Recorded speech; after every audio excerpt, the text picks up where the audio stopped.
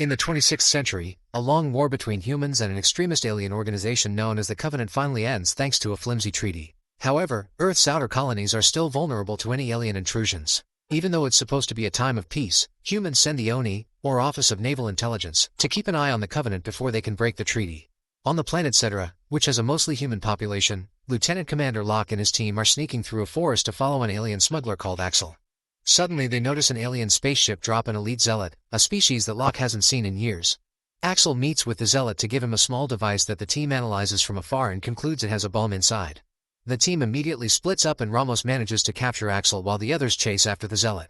They notice he's running toward the city so they quickly call for backup. Locke discovers the zealot escaped through a city access tunnel and follows him there, only to suddenly be ambushed. A fight ensues, but they barely get to exchange a few hits before Locke hides behind a door. When he opens it again, the zealot is already gone. The team and backup continue their chase and find the zealot inside the mall, so Locke jumps on top of it and fires a few rounds before asking him for the bomb. However, the zealot says it's only the beginning before jumping and activating the bomb. The alien falls to his death while the bomb releases an energy pulse that covers the entire city, yet at first it seems nothing happened. The team gets ready to leave, but at that moment, civilians around them start showing symptoms of a weird illness, like having difficulty breathing and their veins becoming dark. 2 agents that were too close to the blast are also affected, so their teammates immediately take them to the hospital.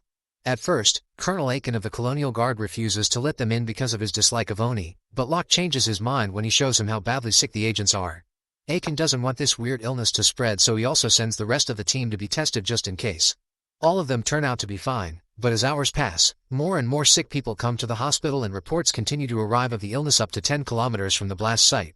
After lots of testing, they finally learn some details. The people are getting sick from a bioagent made with a mutated element they've never seen before, and it's only attacking human DNA. No other species on the planet is sick.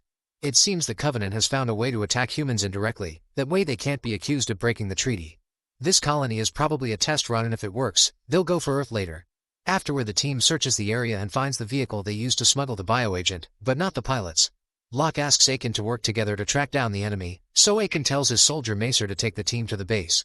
Moments later, Axel is captured and Aiken begins beating him up for information, but Locke cuts in and uses diplomacy instead because he speaks the alien's language.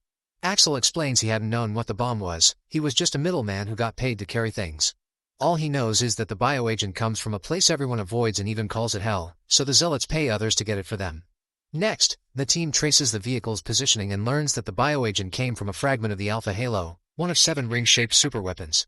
It was destroyed during the war, but a piece of it floated away and ended up orbiting dangerously close to a red giant. There's no record of the bioagent having been in the ring before, but Macer points out that it may have been formed by the supernova-level temperatures of the ring's explosion. A scan reveals that the bioagent isn't found anywhere else in the universe, so they consider blowing the fragment up. However, at that moment they detect another spaceship approaching the ring. Locke calls his superior and gets permission to fly to the ring and capture the smugglers to obtain proof of the Covenant breaking their peace treaty and blow up the bioagent deposit. This will be extra challenging because the red giant's extreme heat is unbearable for humans, so they have to complete the mission during the 16 hours of night the fragment gets when facing away from the star. To have a good chance at succeeding, they'll need the help of the Colonial Guard. Locke rushes to talk to Aiken, only to find him mourning his daughter who just died from the bioagent infection. Eager for revenge, Aiken accepts to help and brings his daughter's bracelet to remember her by. Moments later, the team leaves on a ship called Condor. During the journey, Ramos watches a video on his brace sent by his kids wishing him good luck. The sight of a nuke in the middle of the ship causes an argument over how the ONI and the Colonial Guard do things, but Aiken shuts them up and asks them to work as one unit instead of seeing each other as separate teams. Afterward, Locke reveals to Mace that Aiken used to be a Spartan, a super soldier from a special project by the United Nations Space Command. Eventually they finally arrive at the ring fragment and the ONI soldiers jump out of the Condor thanks to their combat suits, but the Colonial Guard soldiers must rappel down. Macer and the pilot take the ship away while the team starts searching the area, finding it creepy and isolated. Soon they find the smuggler ship, which is empty yet the engine is still warm. It also has its parachute out, which is weird because it seems to be functional. Near the ship, they find a compartment used to store horses that got damaged when it landed and hoof prints leading away from the site. Since spaceships can't land here, the smugglers must use horses to reach the deposits faster. The team follows the prints into a cave and finds 2 smugglers called Eris and Heisel mining the bioagent. The horses make noise when they see the team, causing the smugglers to also see them and run out of the cave. However, the team quickly catches up to them and arrests them. Bringing the horses with the containers too, the team moves to meet with the Condor. However, when the ship comes closer to the ground, it's attacked by a species of alien worms known as Thanolagalo. These creatures rush into the ship and make it malfunction, shaking it around and causing Macer to fall out of it. Then the ship briefly hits the ground before erratically flying away and crashing in the distance. Hundreds of worms appear on the ground and immediately kill the horses plus 3 of the soldiers. The team runs away with the smugglers and hides in a narrow crevice, where Locke uses a holographic device to camouflage their position. As the team searches for another place to hide, Eris explains that the worms can sense active technology and movement, so the group ends up shutting down all their equipment. The worms come very close to them, but the soldiers stand completely still and avoid being found, so the creatures leave without attacking. The team gets going again and on their way out, Locke grabs a remaining worm and squeezes it to kill it. After walking for hours, the team takes a break and discusses the situation. Their equipment doesn't have off-world communications and the Condor is gone, so their only chance to leave is using the smuggler's ship.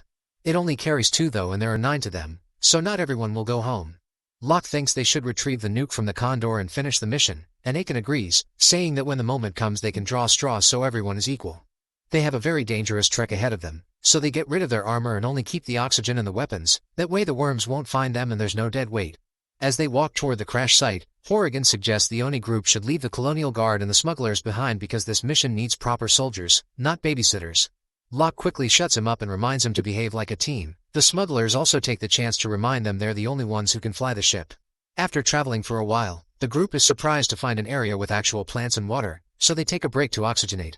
They use their breathers as fast as possible, but when they hear a noise in the distance, they quickly turn them off and get going, unaware that the worms are already tracking their location. As they continue onward, Wisner accidentally drops her breather, which activates when it rolls down a hill. She falls behind to retrieve it, but when Ramos goes to check on her, it's too late. Wisner is being devoured by the worms. Ramos desperately tries to pull her out of the swarm but the worms are stronger and kill her. Then Locke shows up and grabs the breather before dragging Ramos back to the team.